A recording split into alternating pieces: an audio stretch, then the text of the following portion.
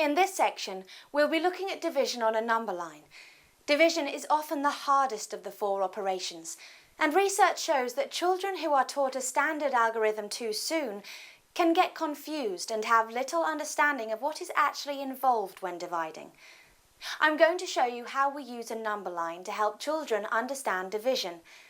The number line is a very sophisticated tool and allows us to divide by any number, even decimal numbers, easily.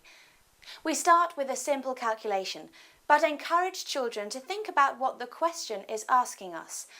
The question is asking us how many groups of 4 we can make from 12. Now we look at that on a number line and see how many groups of 4 we can fit into 12. We'll show our groups with a hop, in this case a hop of 4, because that's our dividing number. So here's our first hop of 4. One group or hop of 4 takes us to 4. A second group or hop of 4 takes us to 8. Each hop is labelled plus 4. We're adding a group of 4 each time until we get to 12. Here's a third hop, which takes us up to our 12. Now we can see how many groups of 4 we can make from 12. It's 3 groups. Hopping in small steps like this works fine for small numbers, but when we get to larger numbers it becomes inefficient. Here we have 96 divided by 6. We'll still have our number line from 0 to 96, and now we could hop in our groups of 6 as before. 6, then 12, then 18 and so on, but this will take a long time before we reach 96. So here's what we do. Instead of hopping one group of 6 at a time, we hop in several groups. I'm going to make it easy for myself by picking easy multiples of 6. I know that 10 sixes, that's 10 groups of 6, is 60. So the first hop I make is going to be of 60.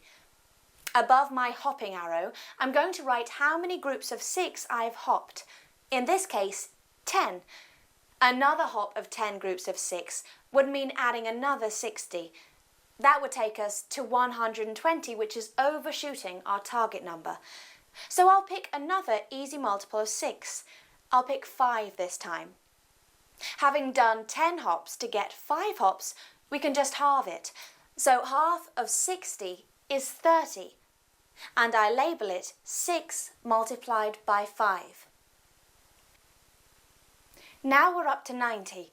We can fit in one more whole group of 6 to take us from 90 to 96. And we'll label it 6 times 1 for one group of 6.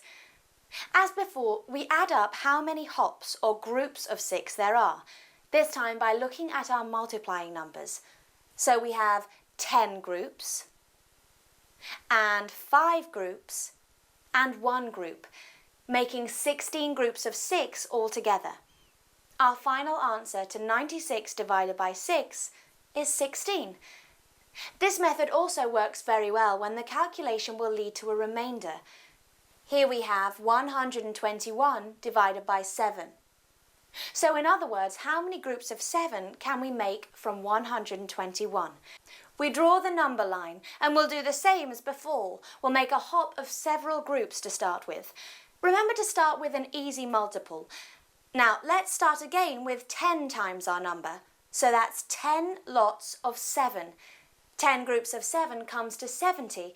So that's our first hop towards 121. As before, we note down how many groups we just made. That's 10 groups of 7. For our next hop, let's take half of our 10 groups and go with 5 groups of 7. Half of 70 is 35. A hop of 35 takes us to 105. The next easiest multiple to try is 2. Double our number is easy. That's 14. A hop of 14, that's 2 groups of 7, takes us to 119. That's close to our target number. Now there's not enough room for another group of 7, so let's make the hop under the line so you can see how much it overshoots by. One more group of 7 would take us to 126, which is too far. So our last hop is a hop of +2, and that becomes our remainder. Finally, we add up our groups by adding our multiplying numbers. Here are our multiplying numbers: 10, 5, and 2, which comes to 17. And we mustn't forget our remainder. That's a remainder of 2. This has been a brief look at division on a number line. Have a go at some with decimal numbers and larger numbers and see how easy it is for children to understand. You might even find yourself using it.